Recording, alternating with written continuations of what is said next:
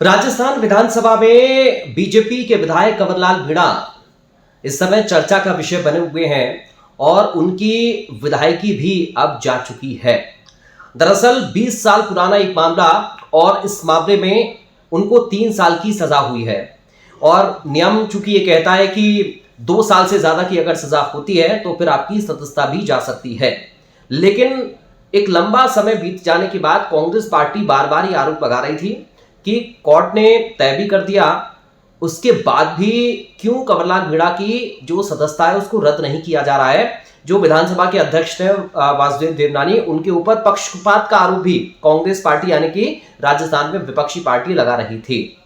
दरअसल supreme court का भी रुख किया गया था कंवरलाल मीणा की तरफ से, लेकिन उनकी याचिका को नहीं माना कोर्ट ने और सरेंडर करने की बात कही। सरेंडर किया मीणा ने और उसके बाद उनको चूंकि दोष सिद्धि हुई उनकी और उसके बाद उनको 3 साल की सजा हुई।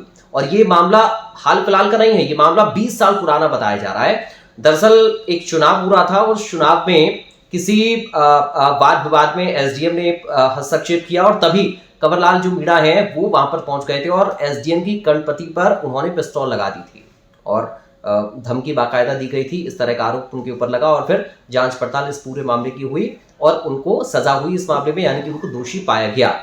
आखिरकार जब ये मामला राजनीतिक गलियारों में चर्चा का विषय बना तो कांग्रेस पार्टी खूब हमलावर होती हुई नजर आई। टीकाराम जूली की बात करें, गोविंद सिंह डोटासरा की बात करें, लगातार कांग्रेस के जो नेता हैं वो बीजेपी के ऊपर हमलावर होते हुए नजर आए, विधानसभा अध्यक्ष के ऊपर हमलावर होते हुए नजर आए और उन्होंने कहा कि राहुल गांधी कि जब उनको जब सजा का ऐलान होता है तो 24 घंटे के अंदर उनकी जो सदस्यता है उसको रद्द कर दिया जाता है, लेकिन जो बीजेपी के विधायक हैं कंवरलाल मीणा, उनकी सदस्यता आखिर रद्द क्यों नहीं की जा रही है, आखिर इसके पीछे की मंशा क्या है। ये तमाम सारे सवाल जो है वो कांग्रेस पार्टी की ओर से लगातार बीजेपी से पूछे जा रहे थे, सरकार से पूछे जा रहे थे, विधानसभा अध्यक्ष से पूछे जा रहे थे। तो ऐसे में ये जो विषय है वो काफी ज्यादा चर्चा का विषय सोशल मीडिया पर भी बना हुआ था और राजनीतिक गलियारों में भी बना हुआ था। अब आखिरकार यह खबर सामने आ रही है कि जो कंवरलाल मीणा है उनकी सदस्यता भी जा चुकी है, यानी कि 12 के अंता में, क्योंकि 12 के अंता से वो विधानसभा का चुनाव लड़े और जीते।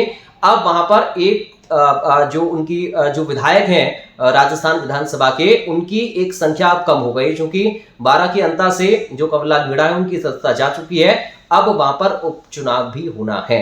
अब ऐसे में इस उपचुनाव को लेकर भी लगातार सियासी बयानबाजी आगे आने वाले वक्त में देखने को मिलेगी।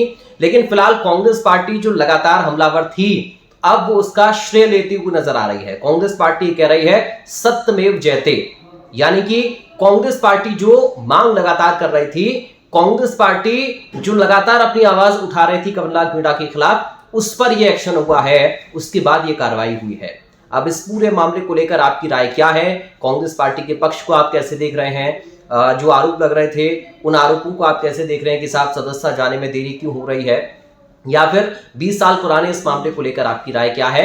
और अभी जिस तरह की बयानबाजी इस पूरे मामले को लेकर हुई है राजनीतिक गलियारों में, उसको लेकर आप क्या सोचते हैं? हमें कमेंट सेक्शन में जरूर बताएं। इस वीडियो को लाइक करें और शेयर भी करें।